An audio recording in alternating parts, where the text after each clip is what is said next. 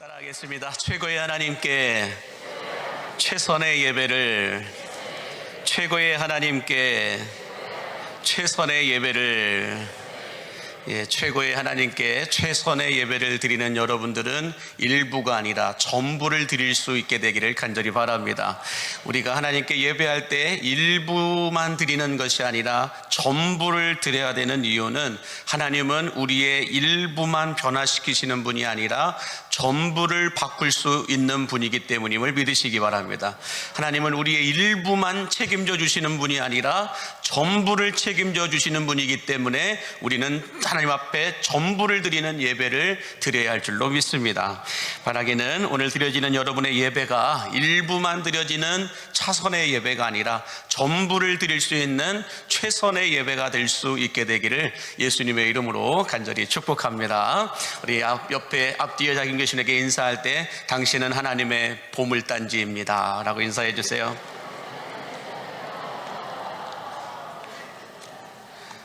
발음을 잘못하면 애물단지가 됩니다. 보물단지라고.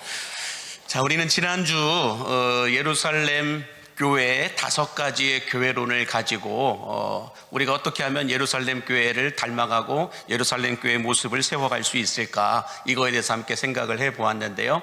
오늘은 하나님께서 작정하시고 세우신 이 예루살렘 교회를 닮아가게 되면 그런 교회들은 어떤 예배를 드리고 어떤 교회의 모습을 하게 될지, 이거에 대해서 함께 말씀을 나누기 원하는데요. 그럼 첫 번째로 우리가 예루살렘 교회를 닮아가게 되면 어떤 예배를 드리고 어떤 모습으로 변화가 될까? 그 첫 번째는 한번 보여주시겠어요? 말하려고 왔다가 말씀을 듣고 가는 교회가 될 줄로 믿습니다. 오늘 본문 89절, 민수기 7장 89절 함께 보겠습니다.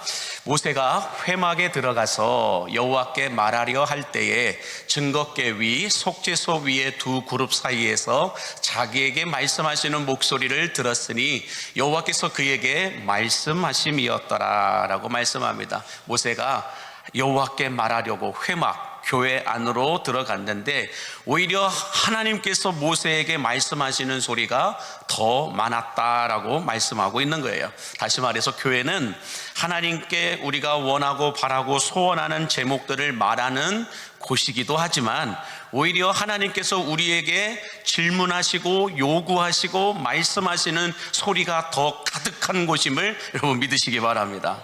근데 참 중요한 건 뭐냐면, 하나님께서 모세에게만 말씀하시는 것이 아니라 오늘 예배하는 우리들에게도 말씀하시는 분이심을 믿으시기 바랍니다. 그런데 이런 문제가 있어요. 그게 뭐냐면, 우리에게 쉬지 않고 말씀하시는 이 하나님의 말씀을 우리가 듣지 못한다라고. 다시 보세요. 우리가 쉬지 않고 말씀하시는 하나님의 말씀을 들을 수 있을까요? 못 들을까요?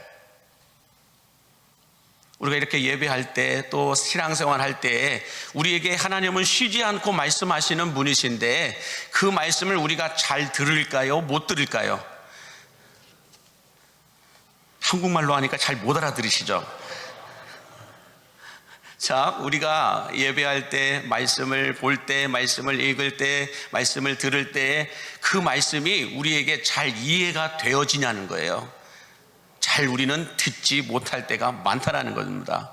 자, 그렇다면 하나님의 말씀을 우리가 잘 듣지 못하는 이유가 뭘까? 그 이유를 욥기서 33장 14절은 이렇게 말씀을 하고 계세요. 함께 같이 볼까요?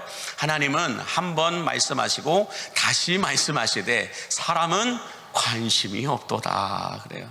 사람은 교회 와서 내가 하나님께 아쉬워서 또 하나님의 도움이 필요해서 구하고 찾고 두드리면서 말하는 말들은 너무 많은데 하나님이 말씀하시는 거에 대해서는 관심이 없다라고 말씀하고 있는 거예요. 이것을 영어 성경에서 보니까 이렇게 해석을 하고 있어요. 하나님은 우리에게 이 모양 저 모양 여러 가지 모양으로 말씀하시되 사람들은 들으려 하지 않는다라고 말씀하고 있습니다. 그러므로 오늘 우리가 우리가 드려지는 이 예배를 통하여 하나님은 이 모양 저 모양 여러 가지 모양으로 말씀하여 주실 텐데 그 말씀을 들을 수 있는 은혜가 부어지게 되기를 예수님의 이름으로 간절히 축복합니다. 자, 그러면 하나님은 우리에게 여러 가지 모양으로 말씀하신다라고 말씀하셨는데, 그러면 어떤 모양으로, 어떤 방식으로, 어떤 방법으로 우리에게 말씀하실까? 그걸 한번 생각해 보기를 원하는데요. 첫 번째는 우리가 너무 잘 알고 있듯이 기록된 말씀으로 우리에게 말씀하시는 분임을 믿으시기 바랍니다. 우리 디모데후서 3장 16절에 보면 이렇게 말씀하죠.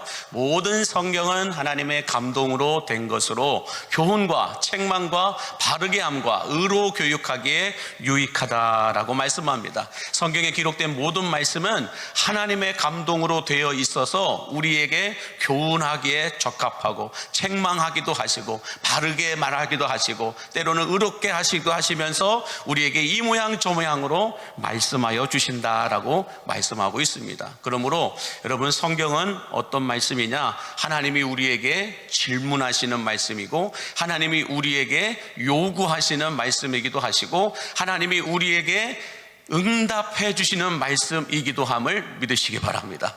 그러므로 성경은 하나님이 우리에게 말씀하시는 하나님의 마음을 말씀하시고 우리들의 기도를 응답하시는 이런 여러 가지의 응답들을 말씀해 주시는 책임을 믿으시기 바랍니다.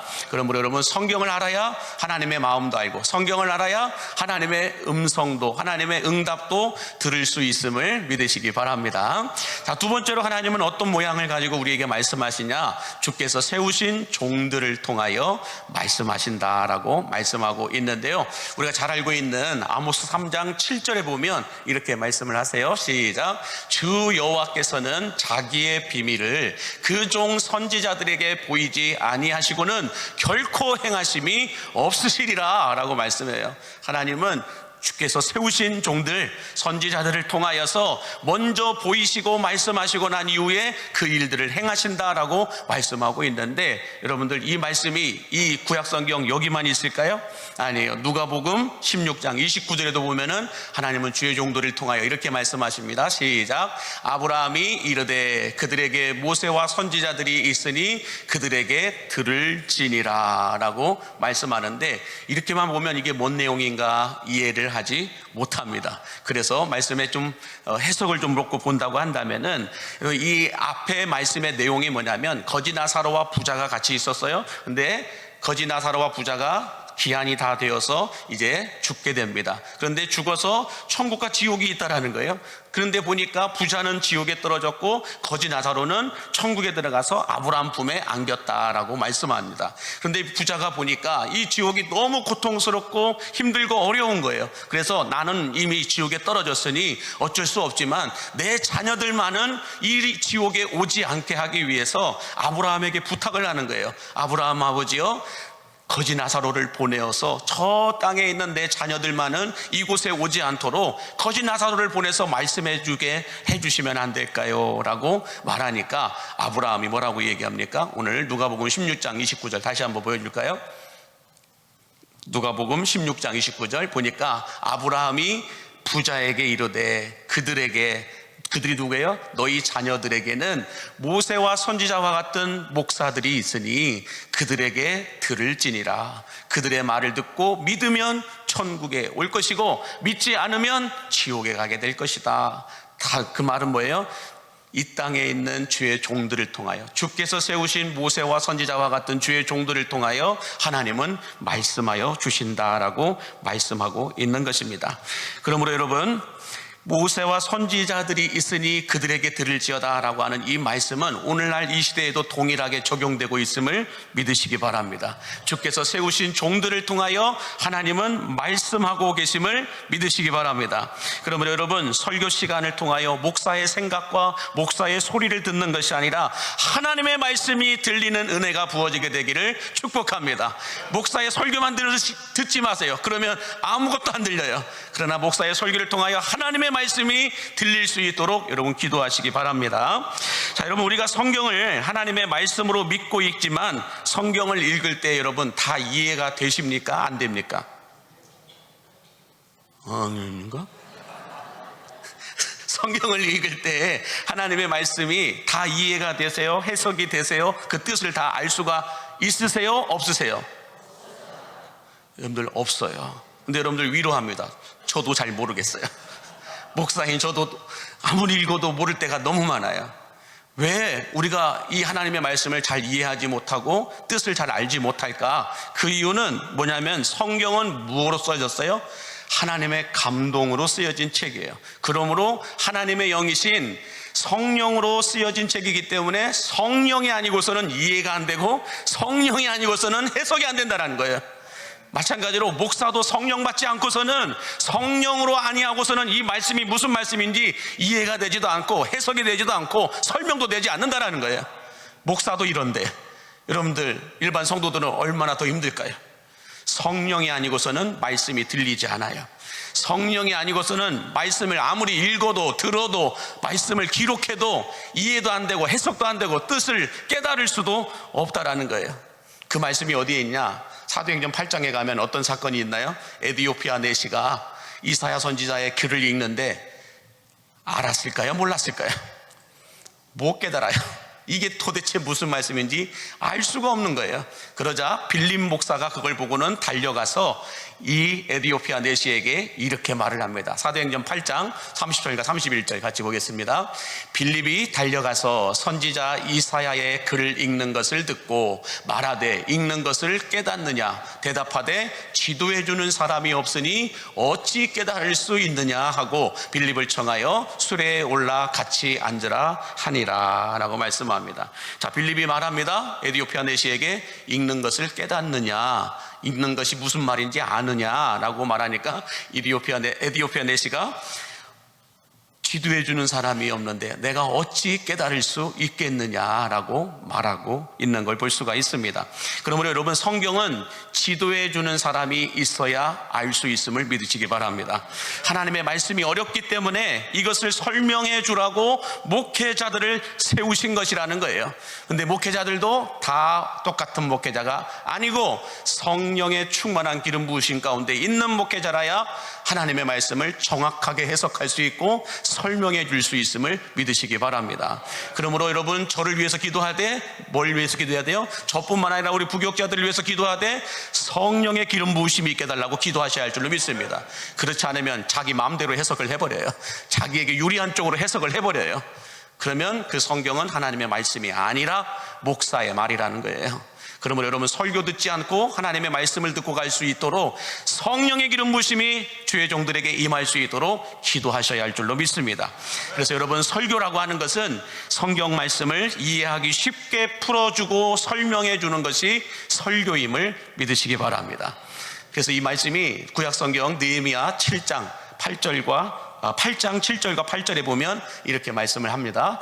레위 사람들은 백성이 제자리에 서 있는 동안 그들에게 율법을 깨닫게 하였는데 하나님의 율법책을 낭독하고 그 뜻을 해석하여 백성에게 그 낭독하는 것을 다 깨닫게 하였다라고 말해요. 레위 사람들은 오늘날로 말하면 제사장들, 목사들을 가리켜 말합니다. 이 목사들은 하나님의 말씀을, 율법을 깨닫게 하였는데 하나님의 말씀이 낭독되고 낭독된 그 말씀이 어떤 내용인지 해석하고 설명해 주는 역할을 하였다 라고 말씀하고 있습니다. 그러므로 여러분, 설교란 뭘까요? 한번 띄워주시면 하나님의 말씀을 낭독하고 그 뜻을 해석하고 깨달을 수 있도록 설명해 주는 것이 설교임을 믿으시기 바랍니다. 그런데 여러분, 이 설교를, 이 방법을 구약 성경에만 이렇게 했을까요? 아니에요. 예수님도 똑같이 하셨어요. 예수님도 똑같은 방식으로 이 말씀을 전하셨는데 누가복음 24장 27절과 32절을 보시면 이렇게 말씀합니다. 시작. 이에 모세와 모든 선지자의 글로 시작하여 모든 성경에 쓴 바 자기에 관한 것을 자세히 설명하시니라. 그들이 서로 말하되 길에서 우리에게 말씀하시고 우리에게 성경을 풀어주실 때에 우리 속에서 마음이 뜨겁지 아니하더냐. 할렐루야. 여러분, 예수님도 뭘 말씀하셨어요? 모세와 선지자들의 글에 기록되어 있는 예수님 메시아에 대한 이야기들을 풀어서 설명해 주셨다라는 거예요. 그러면 여러분, 좋은 설교는 어떤 설교가 좋은 설교인가요? 저처럼 얼굴이 괜찮은 목사가 설교하는 것이 좋은 설교일까요? 네, 아니라고 제가 믿습니다. 아무도 반응을 안 해주세요. 자, 좋은 설교는 어떤 설교가 좋은 설교냐?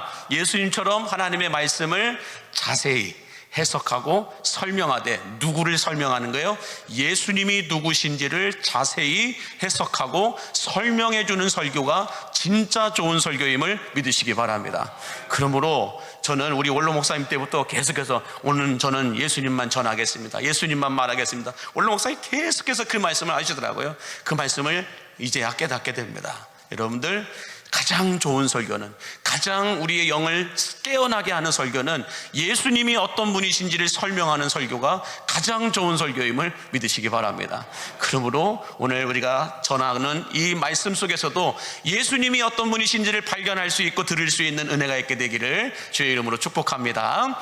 자, 또 하나님은 어떤 방법으로 하나님의 말씀을 우리에게 들려주실까? 세 번째는 꿈과 환상을 통하여 우리에게 말씀하신다라고 말씀하고 있는데요, 우리 욥기서 33장 15절과 16절에 보면 이런 말씀이 있어요. 사람이 침상에서 졸며 깊이 잠들 때에나 꿈에나 밤에 환상을 볼 때에 그가 사람의 귀를 여시고 경고로서 두렵게 하신다라고 말씀하세요. 하나님은 꿈을 통하여 말씀하시기도 하시고 꿈을 통하여 경고하시기도 하신다라고 말씀합니다. 여러분 보세요. 애굽의 왕이었던 바로 왕에게 희한한 꿈을 꾸게 합니다.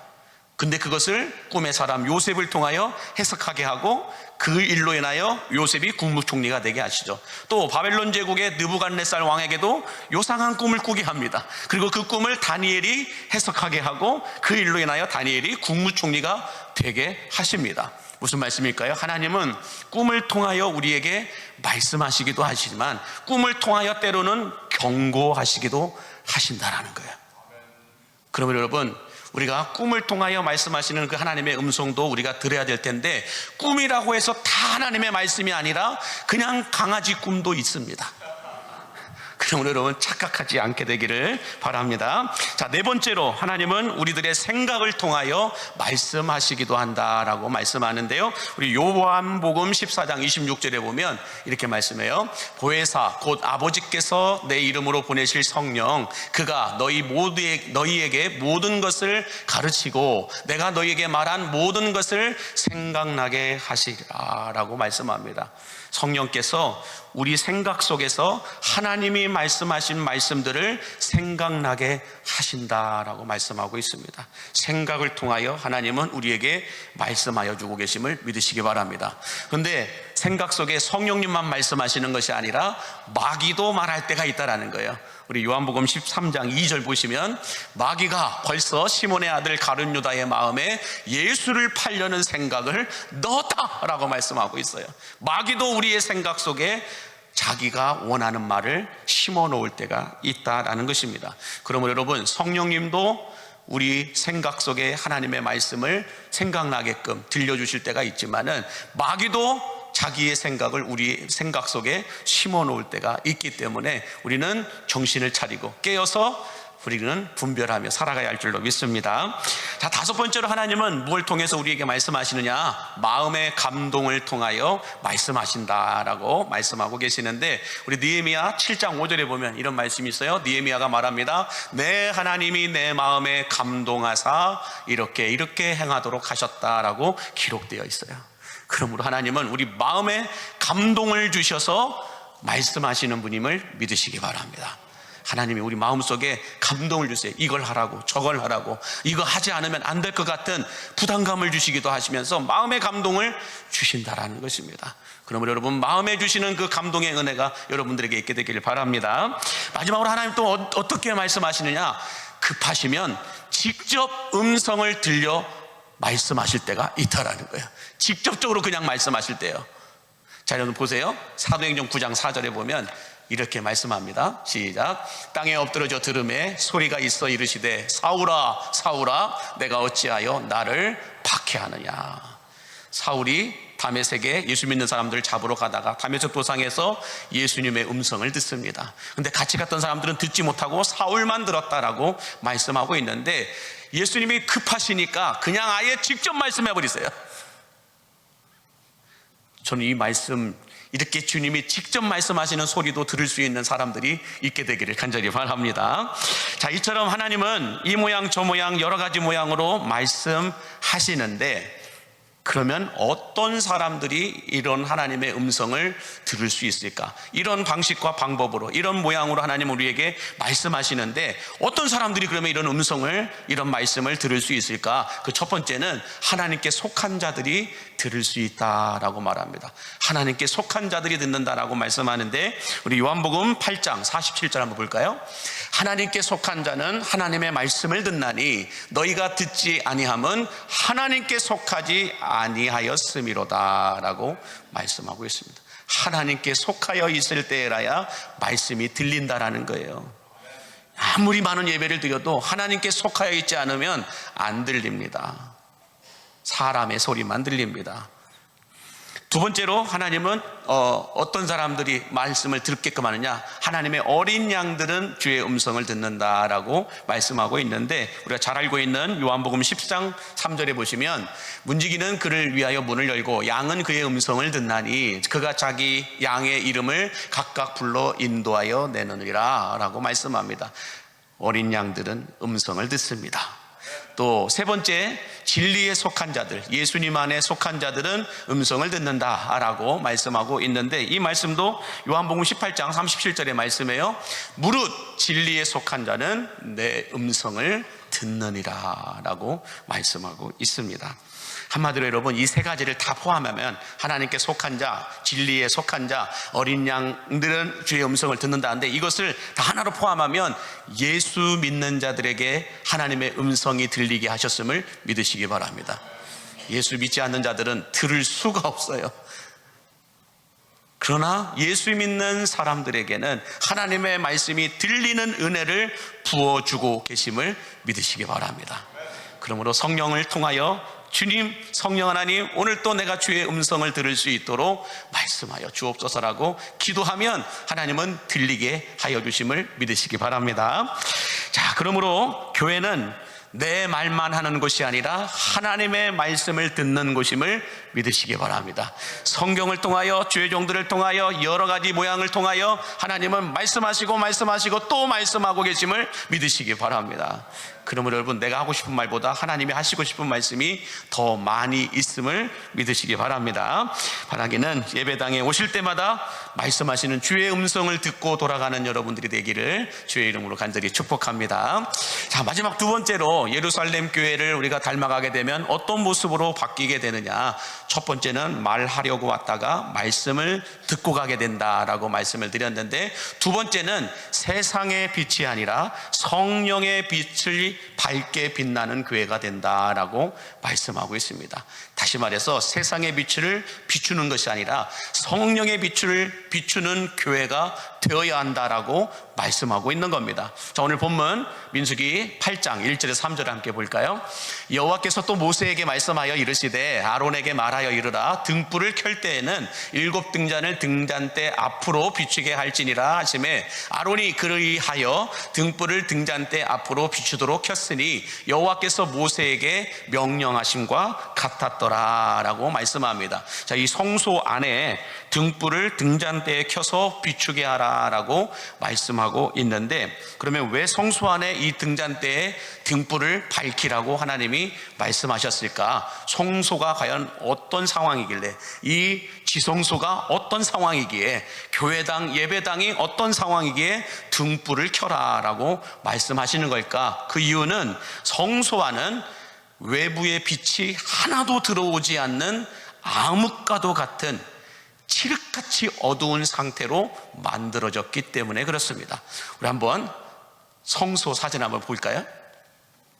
자, 이 성막이 있잖아요. 이게 성막이 있고 그 안에 지성소가 있는데, 이 지성소를 여러분들 만들어 놓고 그 지성소를 덮개로 덮었는데, 한 개만 덮은 것이 아니라 4개를 덮었다는 거예요. 세마포 천으로 덮고, 때로는 해달 가죽으로 덮고, 이렇게 4번이나 덮어서 외부의 빛이 하나도 들어가지 못하게끔 만들었던 곳이 지성소라는 거예요. 이 지성소에서, 그래서 여러분, 제사장이 들어가면 뭐가 보일까요? 안 보일까요? 아무것도 안 보여요. 그래서 이 성소 안에 있는 등잔대의 불을 밝히라. 그래야 보인다라는 거예요. 그래야 제사장이 그 성소 안에서 일을 할 수가 있다라고 말씀하고 있는 겁니다.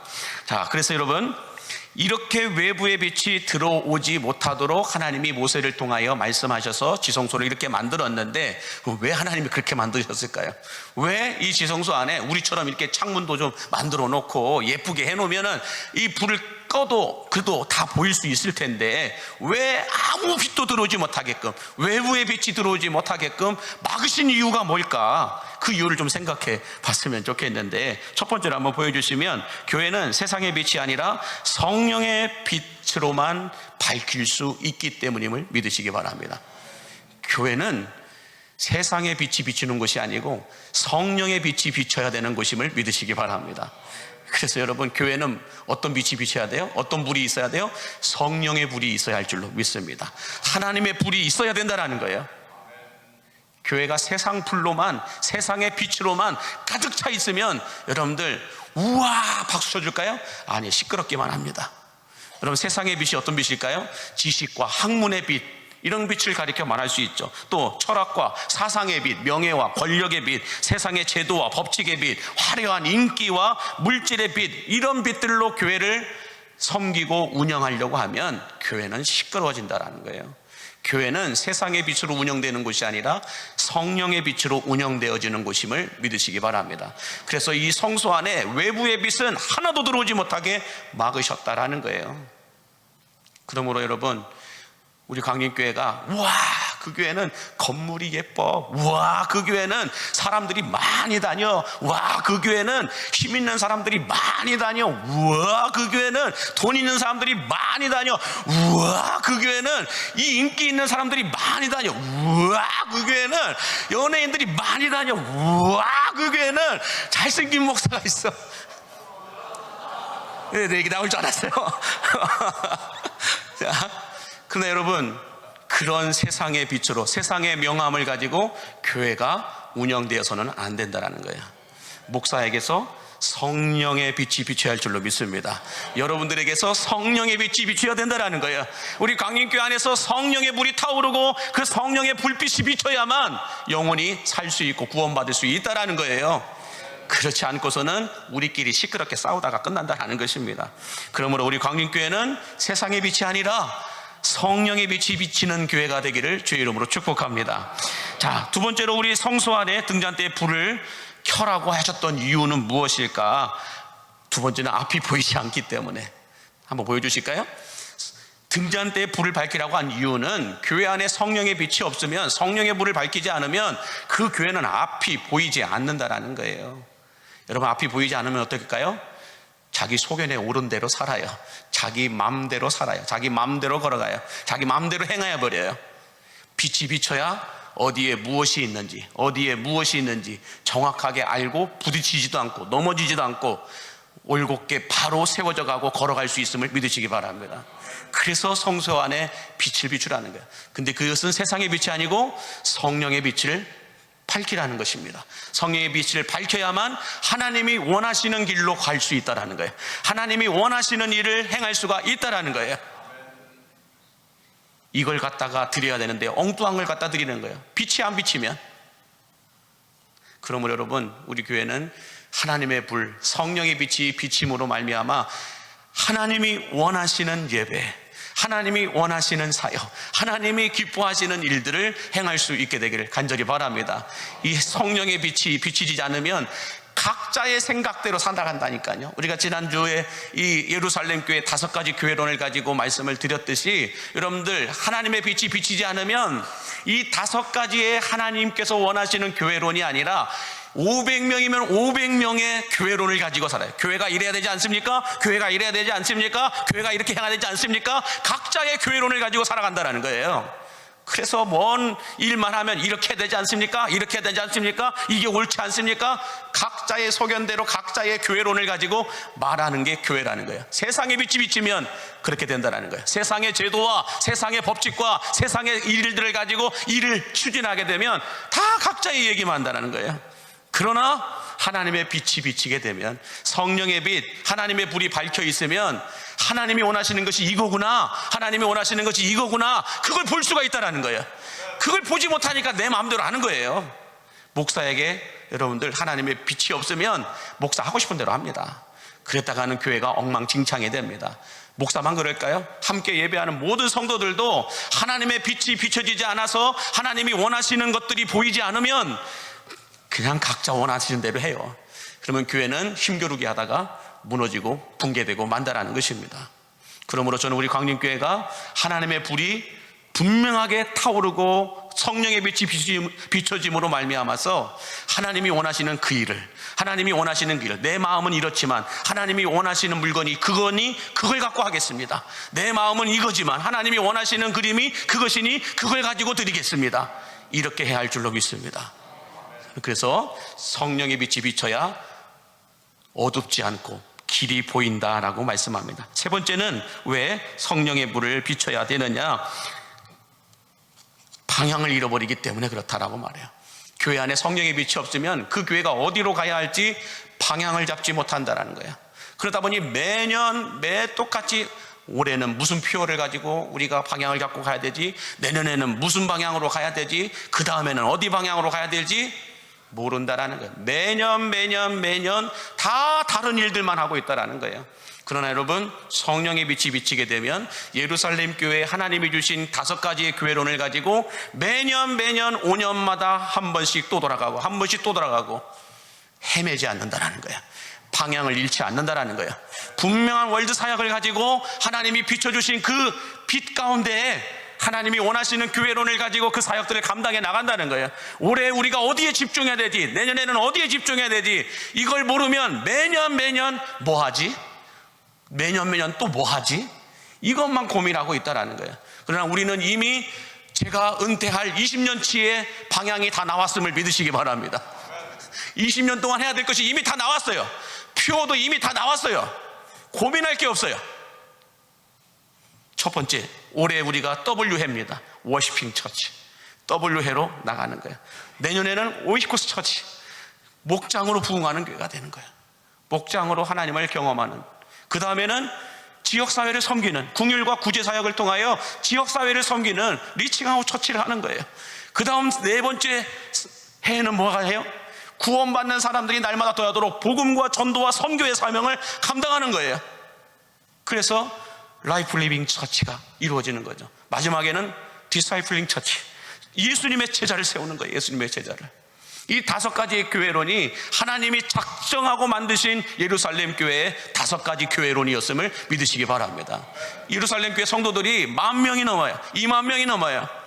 그렇지만 그렇게 많은 성도들이 있었어도 이 5가지의 교회론을 가지고 여기에 집중했다라는 거예요.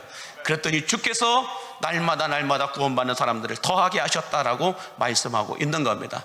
그러므로 여러분, 성령의 빛이 밝게 비춰져 있는 교회는 뭘 해야 될지 방향을 잃어버리지 않고 똑바로 걸어갈 수 있음을 믿으시기 바랍니다. 우리가 어디로 가야 될지 알고 걸어간다라는 거예요.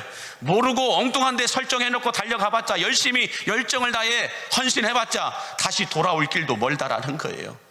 그러므로 여러분, 우리가 성령의 빛이 비춰져야 되는 이유는 방향을 잃어버리지 않기 위해서임을 믿으시기 바랍니다. 하나만 더 본다면 여러분들, 왜 성령의 빛이 비춰져야 되느냐? 교회가 살고 내가 살기 위해서임을 믿으시기 바랍니다. 여러분, 아론의 우리 아들들이 있었는데, 우리 민수기 3장 4절 한번 보여주실까요? 한번 보여주시면 이런 말씀이 있습니다. 나답과 아비후는 시내 광야에서 여호와 앞에 다른 불을 들이다가 여호와 앞에서 죽어 자식이 없었다라고 말씀합니다. 그리고 이 나답과 아비후는 아론이라고 하는 모세의 형이었던 아론의 첫째 아들, 둘째 아들입니다. 이 첫째 아들과 둘째 아들이 하나님 앞에 다른 불을 들였다가 외부의 빛을 갖고 들어갔다라는 거예요. 하나님의 불을 밝혀야 되는데 외부의 빛을 갖고 들어갔다가 그 자리에서 즉사하여 죽습니다. 하나님이 원하시는 불이 아니라 세상의 불을 가지고 들어가면 그 교회도 힘들고 그 불을 들이는 그 사람도 힘들다라는 거예요. 여러분, 세상의 방식 가지고 교회 운영하려고 하지 마세요. 세상의 방식과 제도를 가지고 교회 생각하지 마세요.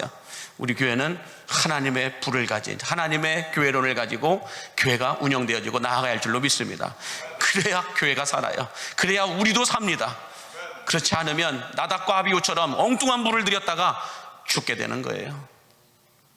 그래서 하나님은 이 불이 얼마나 중요한지 이 불을 꺼트리지 말라라고 신신당부를 하십니다. 출애굽기 27장 20절에서 21절 말씀 함께 같이 볼까요? 시작. 너는 또 이스라엘 자손에게 명령하여 감나무로 짠 순수한 기름을 등불을 위하여 내게로 가져오게 하고 끊이지 않게 등불을 켜되 아론과 그의 아들들로 회막 안 증거궤 앞 휘장 밖에서 저녁부터 아침까지 항상 여호와 앞에 그 등불을 보살피게 하라라고 말씀합니다. 무슨 말씀일까요? 성소 안에 이 하나님의 불이 꺼지지 않도록 아론과 그의 아들들을 통하여 저녁부터 아침까지 항상 불이 꺼지지 않도록 관리하라, 이 말씀을 하고 있는 거예요. 항상 교회에 불이 꺼지지 않도록, 교회 안에 성령의 불이 꺼지지 않도록 기도하고 관리해야 된다라고 말씀하고 있는 겁니다. 그래서 여러분, 우리 교회에 성령의 불이 꺼지지 않도록 새벽마다 기도하는 사람들이 있음을 믿으시기 바랍니다. 놀라운 것은 여러분들, 아무도 없는 저녁에 혼자 와서 기도하고 하는 분들이 있어요. 혼자 와서 본당에서 조용히 하나님을 만나는 사람들이 있습니다. 얼마나 아름다운 모습이니. 그분들이 우리 교회의 성령의 불을 꺼뜨리지 않는 분들이에요. 목사만 기도하는 게 아니더라고요.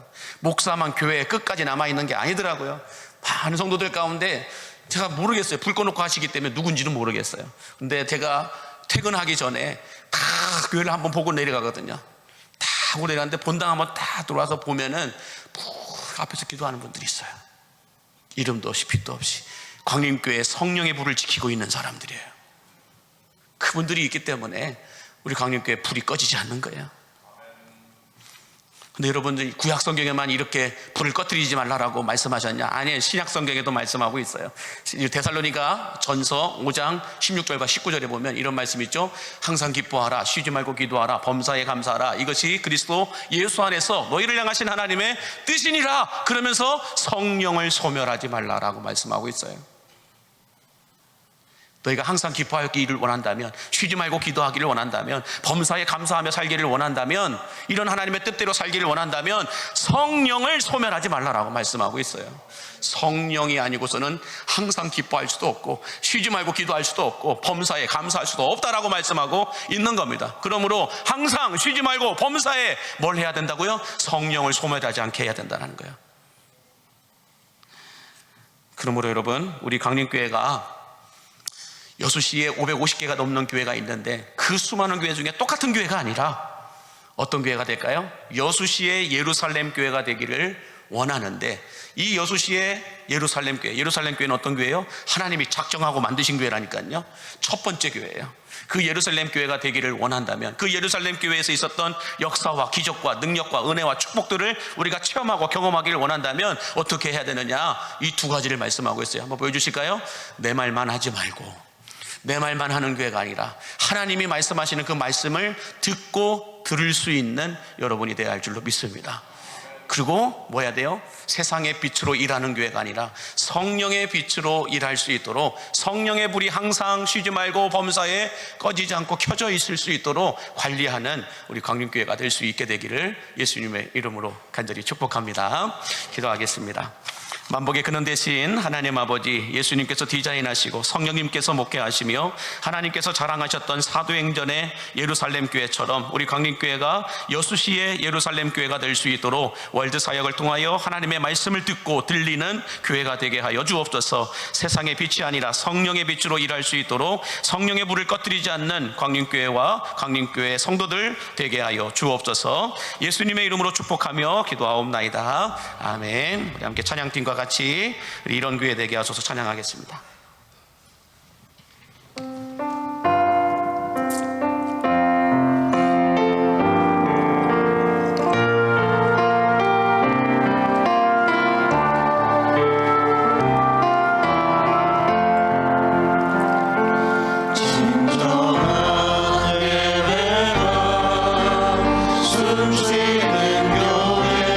주님이 주인 되시는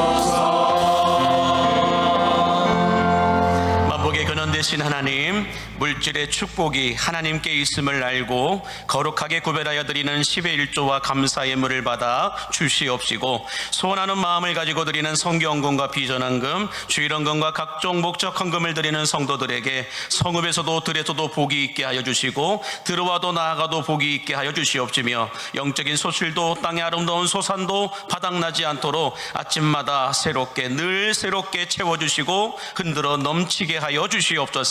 온라인으로 예배를 드리고 예물을 드리는 성도들에게도 동일한 복을 부어주시사 주신 은혜가 감사하고 주실 은혜를 소망하며 드리는 예물들 가운데 건강 회복을 위하여 주님 앞에 기도하는 마음으로 예물을 드립니다. 삼남선교 올해 첫 노방전도 하게 하심에 감사하여 예물을 드립니다. 선한목자학교 훈련 잘 받고 수료하게 해주심에 감사하여 예물을 드리고, 아들 다시 예배의 자리로 인도하여 주심에 감사하여 예물을 드립니다. 자녀 새학기 잘 적응하고 좋은 선생님과 친구들 만나게 해주심에 감사하여 예물을 드리고, 가족 구원하게 해주시기를 바라고 예물을 드리고, 범사에 감사하여 예물을 드리오니 소원하고 바라는 이 모든 기도의 제목들마다 기쁘게 흠양하여 주시사 이들의 인생의 땅에 때를 따라 이른 비와 늦은 비의 은혜가 내리게 하여 주시옵시고, 연초부터 연말까지 아름다운 하늘의 보고가 열려있게 하여 주시어서 달마다 날마다 새 열매를 맺을 수 있는 복을 허락하여 주시옵소서. 여러가지 형편으로 인하여 드리지 못하는 이들에게도 동일한 복을 부어주시고,